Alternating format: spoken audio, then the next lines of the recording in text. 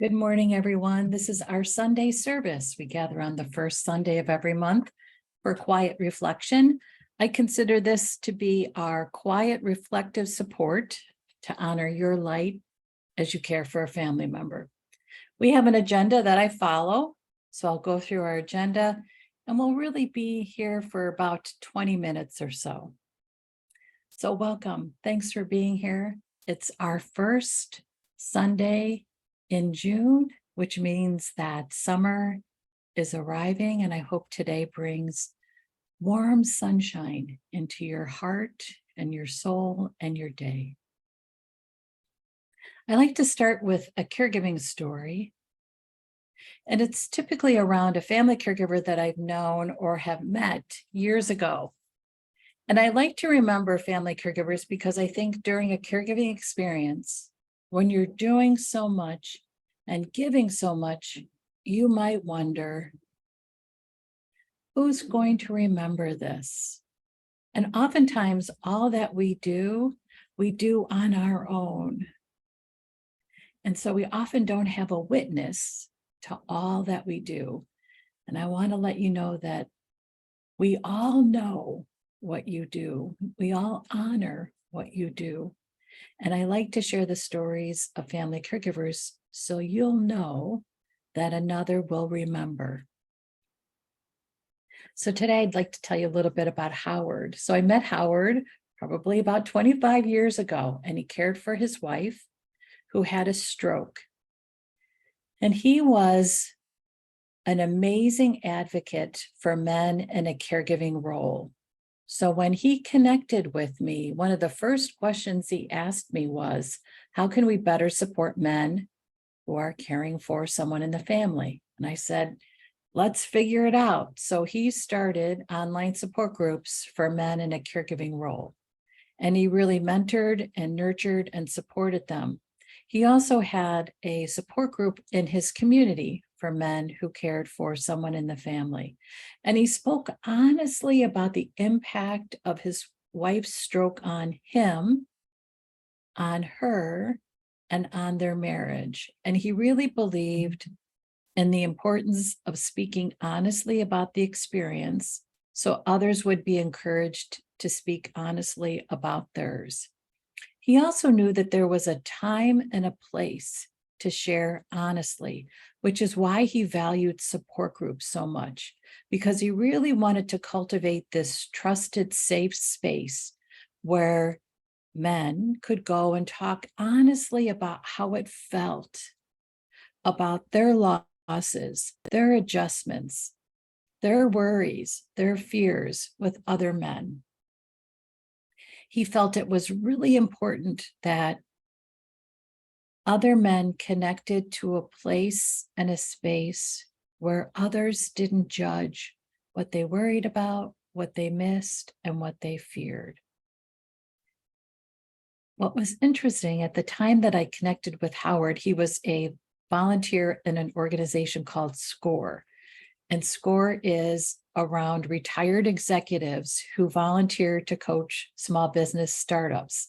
And my dad was a SCORE counselor. So Howard would always ask about my dad and ask about what it was like to have the SCORE chapter in Chicago. So it was kind of fun because Howard was on the West Coast, but I felt so connected to him in really two different dimensions, as a family caregiver and then as someone who understood the power of SCORE, Service Corps of Retired Executives. And I always remember Howard for those two reasons. So when I met Howard 25 years ago, he was already in his early 70s. So I think about Howard as someone who has probably already gone, but he's left his mark and his impact in our world. And I feel it every day, anytime I connect to a supportive community. I think, Howard would love this. Okay, so that's the story of Howard, who cared for his wife. So now we take a few moments to really give thanks for you. So I'd love for you to close your eyes and receive gratitude. Thank you for doing the work that oftentimes take takes an invisible toll. And I think about sometimes those hard caregiving days when our body aches, and yet no one sees how much our back hurts or how much our shoulders hurt. And yet we get up and go back to it the next day.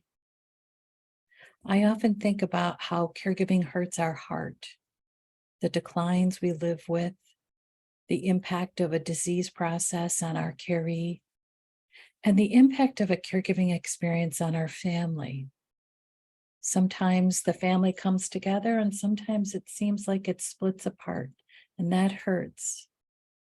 We also lose connections because we simply can't find the time or energy to keep those connections going. So we might lose connections with friends or activities or just relaxation. So I want to give you thanks for getting up every day and working through what hurts, whether it be your body, your mind, your heart, or your spirit. Thank you for continuing. Thank you for taking a deep breath and doing your best in every moment, in every moment. Thank you for reaching out for help. Thank you for taking a break when you reach out for help and help doesn't appear. Thank you for taking that break. That's part of taking care of yourself. It's hard to ask for help because oftentimes the help is elusive, and that hurts too, which is why it's important for us to take a break from asking for help. It's hard to be in a position of needing. And when we're in a caregiving experience, we can need day in and day out. And it's not because we're doing it wrong. It's because it's this hard. And we have these many needs to fill. And yet you keep going. Thank you. Thank you for the care of your caree, and thank you for the care of yourself. Self-care during caregiving is different, and you're figuring it out. You're figuring out what that looks like, what that feels like, and how that fits into your schedule, your day. Thank you for doing that. Thank you for being you. Okay, so now we move to in memory. And this is the time for us to remember. We can remember our caree in healthier days. We can remember our family in better situations. We can remember our courage, which we call on almost every day, and yet sometimes I think we forget about it. This is the time to remember the courage, the brave moments, the working through, even as your palms sweat and your knees knock because you're so nervous about how to work through. It's because of your courage. So let's take a moment to remember the courage that we have, the courage that we use, the courage that's available to us. You are a courageous being. We use our courage. Let's take a moment to remember it, because in that remembering, we honor it as well. We want to take care of our courage so it takes care of us when we need it. Take a moment to reflect on a courageous moment. A courageous moment that brings you peace, that brings you comfort, and that brings you hope. Remember that courageous moment.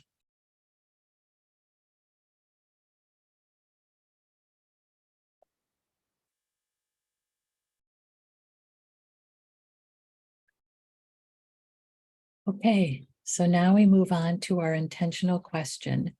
And our intentional question is inspired by our Sunday question.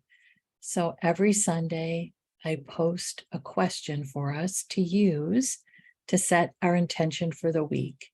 The purpose of the question is to ask ourselves a particular question before we get out of bed. And then the question sets our intention and our vision for our day. And the question for this Sunday is, what's on my menu? Now, I don't think of menu for this particular question as being, what are we going to serve for dinner? Because sometimes that question just really makes us crazy, right? When people are asking us, what's for dinner? What's for dinner? It's a different kind of menu. It's thinking of what's on my to-do list for today. And thinking about what's on my menu helps us think through what are the choices that we have about how we use the moments in our day. And I think of it as a reminder that what's on our menu has to be our items. Sometimes people will add their items to our menu, and they aren't ours to add to the menu.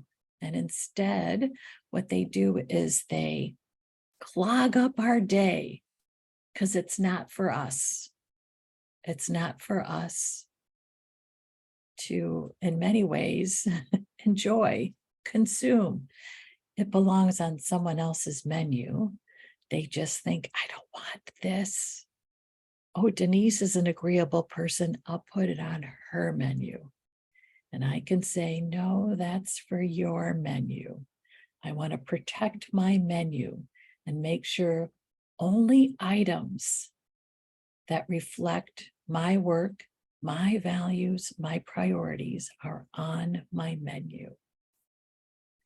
So when you wake up every morning this week, you can ask yourself, what's on my menu today?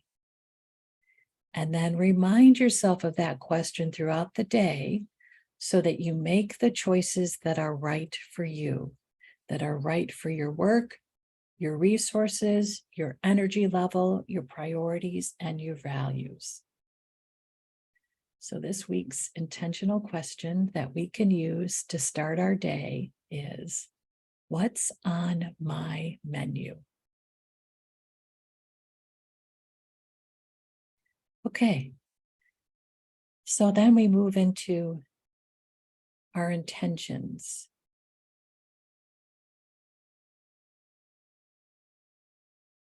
And I think it's important for us to be realistic about our intentions. So throughout our day, we have encounters, we have conversations, we have decisions. And all of those can stir up so much stress that I think sometimes we lose focus of our intention. Let's be intentional within a moment. I just read something before we started today about whether or not you're acting from kindness or from people pleasing. And it was really helpful to think through what's the difference. I'll post the image in our archive. In essence, kindness is really coming from a place of, this is right for me. People pleasing comes from a place of, this is wrong for me, but I don't know how to actually say that. So we want to come from an intention that is right for us. It could be the right intention when we actually have a really difficult discussion. And the right intention for us could be, I'm staying focused on what's right for my caree. That's my intention. When we move into a stressful situation, we can think, my intention in this situation is to remain calm, to be open to ideas, to think through possibilities. Our day feels so rushed. We can't add any more hours to our day. The day is limited to 24. 24 hours, and we actually have to sleep. So sometimes I feel like we get in that habit of rushing rather than creating a habit of intention. I'm intentional in this moment to use this moment in the way that's right for me. So our intention is to be intentional. And to be intentional about what's right. Sometimes it's around what's right for my caree, what's right for me, and what's right for both of us. And you'll have the wisdom to know which one is the right one for that particular moment.